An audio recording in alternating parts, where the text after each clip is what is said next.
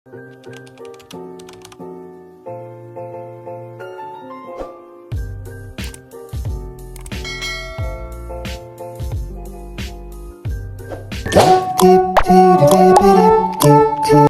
for today's video, this is Yayang Kusinera at ang lulutuin natin ngayon ay pinakupsang baboy. Syempre, hiwain natin ng ganyan kaliliit or depende sa cut na gusto nyo. Ang sa akin, gusto ko lang ng ganyang cut. Nag-prepare na rin ako ng 2 garlic at ginanyan ko paghiwa.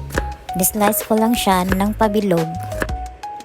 Lagyan lang natin siya ng asin, pero sa akin pink salt yung ginamit ko. Kahit ano naman pwede. Pagkatapos ng asin, lagyan lang natin ng bitchin pang pasarap.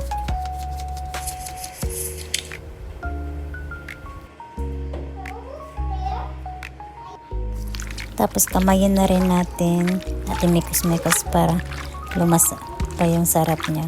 Pagkatapos, mapainit na tayo ng kawali at ilagay natin yung minarinate natin na pinakupsang baboy.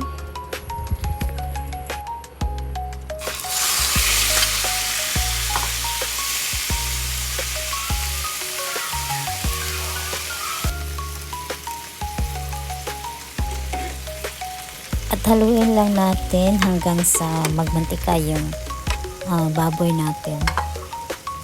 At ito na yung kinalabasan ng ating niluto.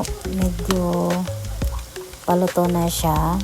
Lagyan lang natin ng ahos para bumango siya. Yan yung hiniwa natin kanina. At babango yan siya, no? At tapos masarap pa.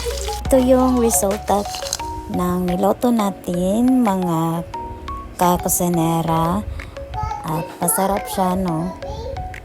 And thank you for watching, guys, and please subscribe my channel for more videos to come. Thank you.